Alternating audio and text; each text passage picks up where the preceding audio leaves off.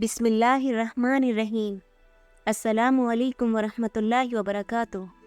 امی عزیر وائس میں آپ کا خیر مقدم ہے۔ کوئی مجھے اس لعنت سے چھٹکارا دلا دے، خدا دشمن کو بھی اس لعنت سے محفوظ رکھے۔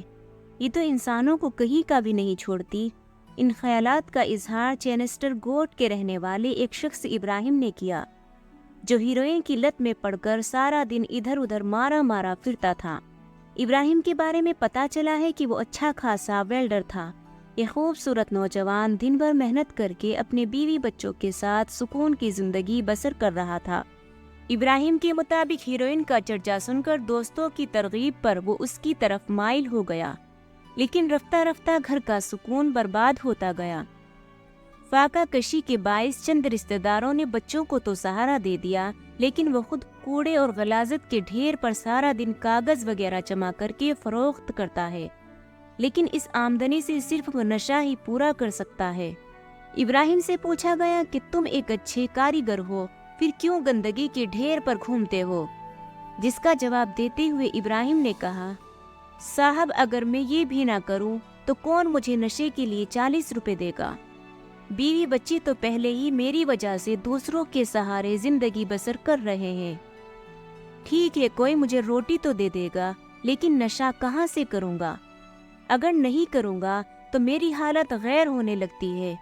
روٹی چاہے ملے نہ ملے، ہیروئن ضرور ملنی چاہیے۔ اس نے بتایا کہ میں نے اس سے چھٹکارا حاصل کرنے کی بہت کوشش کی، لیکن میرے پاس اتنے وسائل نہیں کہ اپنا علاج کرا سکوں۔ حالانکہ 1-2 مرتبہ میں نے دوا استعمال کی، لیکن مہنگی دوا نہیں خرید سکتا۔ سرکاری ہسپتال والے تو ویسے ہی ہماری شکل دیکھ کر بھگا دیتے ہیں، یعنی وہاں کے چوکیدار ہمیں گیٹ سے اندر بھی نہیں جانے دیتے۔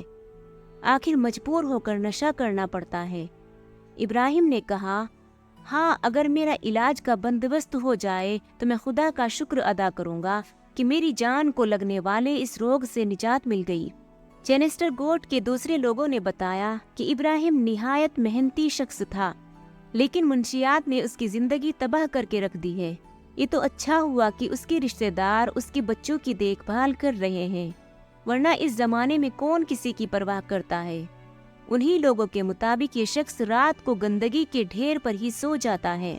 ابراہیم نے کہا کہ سرکاری طور پر ہم جیسے ناکارہ لوگوں کا علاج ہو جائے تو بہت سے بھٹکے ہوئے نوجوان راہ راست پر آ سکتے ہیں۔ کاش میں اس دلدل میں نہ پھنستا جس نے آج میرے گھر کو تباہ و برباد کر دیا ہے۔ میری بیوی نہ جانے کس حال میں بچوں کی پرورش کر رہی ہوگی۔ بچے مجھے دیکھ کر کیا محسوس کرتے ہوں گے کہ یہ کیسا باپ ہے، گندا منہ، بال بکھرے ہوئے، کپڑے بھی صاف نہیں رکھتا، اور پتہ نہیں میرے بچے کیا کیا سوچتے ہوں گے۔ وہ معصوم چہرے بھی مجھے دیکھ کر ضرور پریشان ہو جاتے ہوں گے۔ یہ باتیں کرتے ہوئے ابراہیم کی آنکھوں سے زاروں قطار آنسو جاری تھے، اور وہ سامنے میدان میں لگے ہوئے ایک گندگی کے ڈھیر پر ردی کاغذ اٹھا کر اپنے تھیلے میں ڈالنے لگا۔ یقیناً نشہ انسان کے لیے زہر قاتل ہے۔ یہ انسان کو تباہ و برباد کر کے چھوڑتا ہے۔ جیسے کہ اس واقعے میں عبرت دلانے کے لیے کافی ہے کہ آئندہ ہم خود بھی ایسے نشوں سے بچیں اور دوسروں کو بھی بچائیں۔ اللہ تعالی ہم سب کو سمجھ عطا فرمائے، آمین یا رب العالمین۔